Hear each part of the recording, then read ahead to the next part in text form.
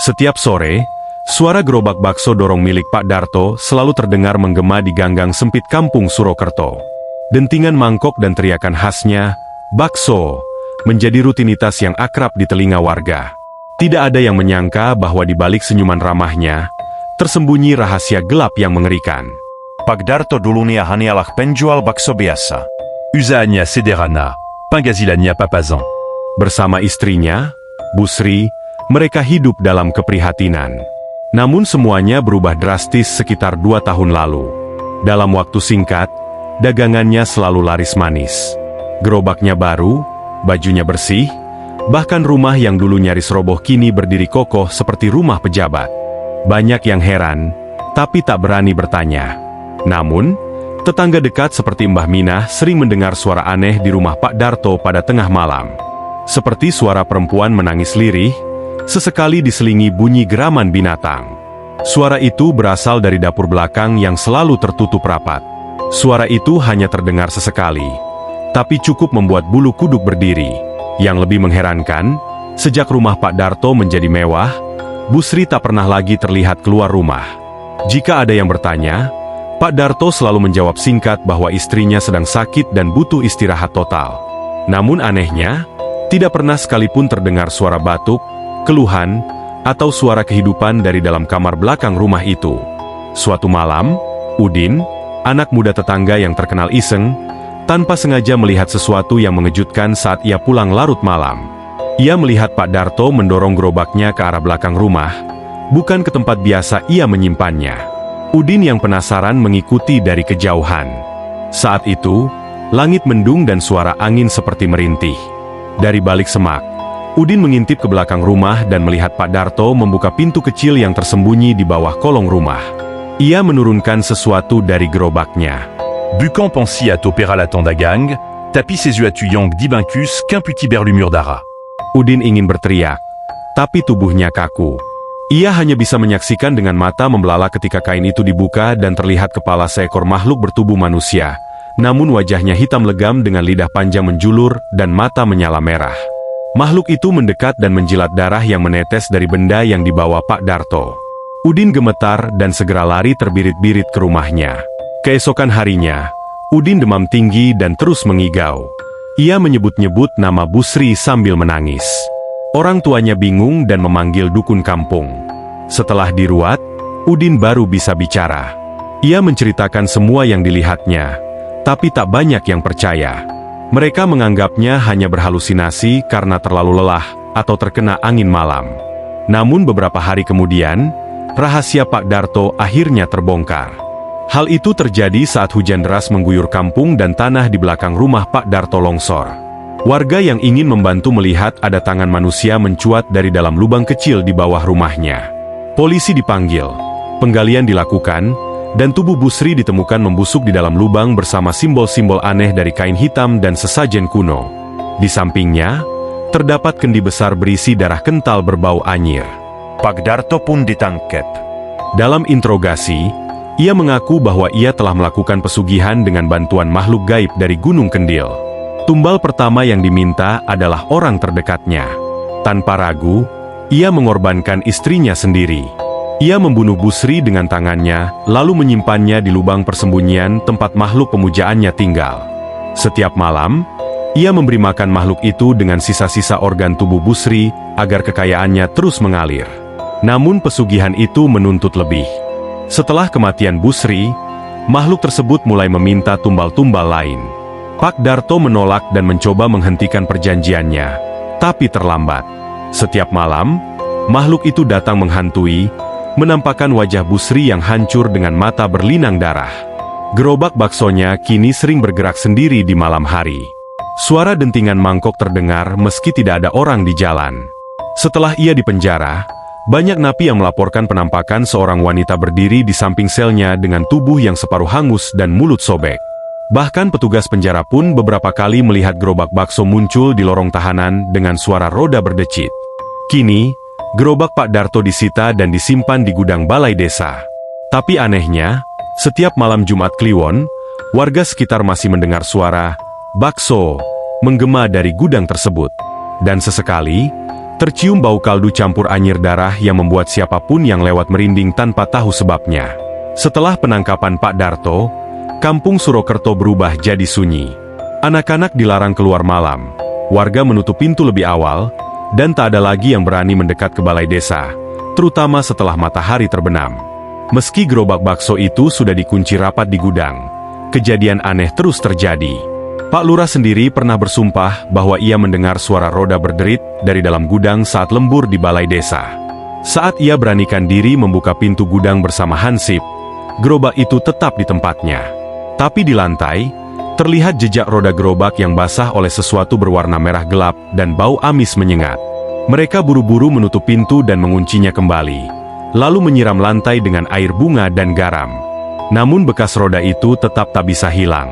Beberapa bulan setelah kejadian itu, desa kembali digegerkan oleh kematian mendadak seorang bocah perempuan bernama Rini, cucu Mbah Minah. Rini ditemukan tewas di kamar mandi dengan kondisi yang sangat tidak wajar. Mulutnya menganga seperti berteriak, matanya membelalak, dan tangan mencengkeram erat potongan mie yang belum sempat dimakan. Di lantai kamar mandi, tertulis huruf-huruf aneh dengan darah yang belum kering. Tidak ada yang bisa menjelaskan dari mana asal darah itu. Keluarganya yakin, itu bukan bunuh diri atau kecelakaan. Mbah Minah yang peka secara batin segera memanggil seorang dukun tua bernama Ki Jagir dari luar desa. Malam itu, dilakukan ritual pembukaan tabir gaib untuk mencari tahu penyebab kematian Rini. Dalam ritual itu, Ki Jagir melihat bayangan gerobak bakso berjalan di tengah malam, diiringi suara tangis perempuan dan tawa serak yang tak manusiawi. Ia melihat Pak Darto berdiri di dekat sumur tua dengan mata merah darah dan tubuh tertutup lendir hitam. Di sampingnya, ada sosok perempuan hancur yang terus menunjuk ke arah rumah warga, seolah meminta korban selanjutnya. Ki Jagir menyimpulkan bahwa ikatan pesugihan Pak Darto belum terputus. Tumbal masih harus dibayar, dan selama gerobak itu belum dihancurkan, roh jahat yang tinggal di dalamnya akan terus menuntut nyawa. Tapi menghancurkan gerobak itu bukan hal yang mudah. Benda itu telah menjadi wadah kekuatan gaib, dan jika dihancurkan sembarangan, malapetaka bisa menyebar ke seluruh desa. Akhirnya, warga sepakat mengikuti arahan Ki Jagir. Malam Jumat Kliwon berikutnya, dilakukan ritual penghancuran. Gerobak bakso diangkut ke tengah lapangan desa, dikelilingi lingkaran garam dan kembang 7 rupa. Ki Jagir membaca mantra-mantra kuno, lalu menyiram gerobak itu dengan air dari 7 mata air suci. Saat air menyentuh kayu gerobak, terdengar suara jeritan panjang yang keluar bukan dari mulut manusia. Kayu-kayu itu terbakar sendiri, meski tidak disiram api. Namun di tengah proses pembakaran, dari dalam gerobak muncul sosok tubuh perempuan yang membara. Wajahnya penuh luka, rambutnya berantakan, dan lidahnya terjulur panjang. Ia merangkak ke arah Ki Jagir, memohon sesuatu sambil menangis. Ki Jagir hampir jatuh saat melihat wajah itu adalah wajah Busri, istri Pak Darto. Sosok itu terus mengucap lirih, "Aku tidak rela, aku belum tenang." Warga panik, sebagian lari, sebagian hanya bisa terdiam. Ki Jagir tetap teguh berdiri dan menancapkan keris pusaka ke tanah di depan sosok itu. Tubuh Busri terbakar hebat dan lenyap dalam asap hitam. Jeritan terakhirnya menggema ke seluruh kampung, membuat semua hewan peliharaan meraung ketakutan. Setelah malam itu, desa perlahan menjadi tenang kembali. Tidak ada lagi suara gerobak, tidak ada kematian misterius. Namun kisah Pak Darto dan gerobak pesugihannya menjadi legenda kelam yang tak pernah dilupakan. Hingga kini, setiap malam Jumat Kliwon, sebagian warga masih menaruh sesajen kecil di depan rumah mereka, sekadar berjaga-jaga, agar suara bakso tidak kembali terdengar dari lorong gelap di antara rumah-rumah mereka. Sebab, meski gerobaknya telah dibakar, tak ada yang tahu pasti apakah roh-roh yang terikat padanya benar-benar sudah hilang, atau hanya berpindah menunggu pemilik baru yang haus kekayaan. Beberapa tahun berlalu sejak gerobak bakso Pak Darto dibakar dalam ritual malam Jumat Kliwon. Warga kampung Surokerto perlahan mulai melupakan kengerian masa lalu. Anak-anak kembali bermain hingga malam. Suara tawa terdengar lagi di ganggang sempit. Namun, ketenangan itu hanya berlangsung sementara. Suatu malam, saat hujan turun deras dan petir membelah langit, seorang pemuda bernama Raka datang ke Surokerto. Ia bukan penduduk asli, melainkan lulusan kuliah dari kota yang sedang melakukan penelitian tentang tradisi mistik Jawa. Ia mendengar kisah gerobak bakso pesugihan itu dari blog gaib di internet, dan memutuskan untuk menelusurinya demi konten dokumenter yang sedang ia buat. Raka menyewa rumah kosong bekas rumah Pak Darto, yang selama ini dibiarkan terbengkalai. Warga sudah memperingatkannya untuk tidak tinggal di sana, tapi Raka justru semakin tertarik. Ia menganggap semua cerita itu hanya mitos yang dilebih-lebihkan. Malam pertama ia tinggal di sana, tak ada kejadian aneh. Tapi mulai malam kedua, suara-suara ganjil mulai terdengar.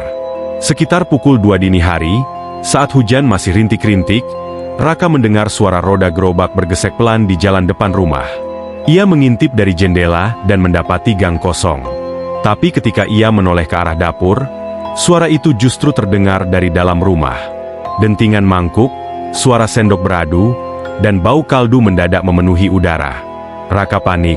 Ia memeriksa dapur, tapi tak ada siapa-siapa. Namun di meja, ada semangkuk bakso panas lengkap dengan sambal dan kecap, masih mengepul. Ia mencoba menyentuhnya, dan saat jari menyentuh kuahnya, mendadak terdengar jeritan panjang dari kamar mandi. Suara perempuan meraung-raung seperti disiksa. Raka berlari keluar, tapi pintu rumah terkunci dari dalam. Ia mencoba membaca doa, tapi suara langkah roda gerobak semakin mendekat dari arah kamar. Saat ia menoleh, sesosok tubuh dengan kepala terbalik dan mata melotot muncul dari balik pintu. Tangannya memegang mangkuk bakso, tapi dari dalam mangkuk itu bukan bakso, melainkan bola mata manusia dan potongan jari yang mengambang di kuah merah pekat seperti darah. Tubuh Raka terjatuh dan matanya membelalak, tak mampu menjerit. Sosok itu mendekatinya perlahan, lalu membisikkan kata yang membuat darahnya berhenti mengalir. Tumbal belum selesai. Keesokan paginya, warga menemukan rumah itu terbuka. Isinya berantakan dan penuh lumpur hitam. Di tengah ruang tamu, Raka ditemukan tewas dalam kondisi mengenaskan.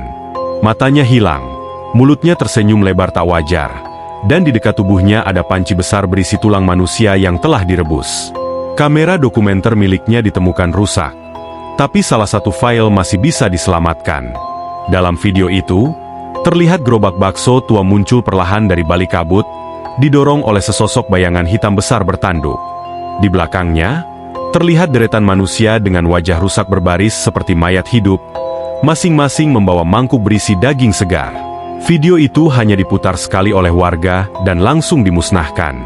Sejak hari itu, tidak ada lagi yang berani mendekati rumah bekas Pak Darto. Rumah itu ditutup rapat dan dipagari dengan besi dan mantra pengunci. Tapi meskipun sudah dikunci, suara bakso tetap terdengar dari dalam rumah setiap malam Jumat Kliwon. Kini, Desa Surokerto menjadi kampung mati. Warga memilih pindah satu persatu, meninggalkan sejarah kelam yang tak bisa terhapus. Hanya satu hal yang tak pernah berubah. Gerobak itu, yang katanya sudah dibakar, masih muncul di mimpi-mimpi orang yang pernah melihatnya. Dan selalu, saat mata mereka terbuka dari tidur, bau kaldu dan daging anyir masih tertinggal di udara. Seolah-olah, semangkuk bakso sedang menanti mereka di ujung kematian.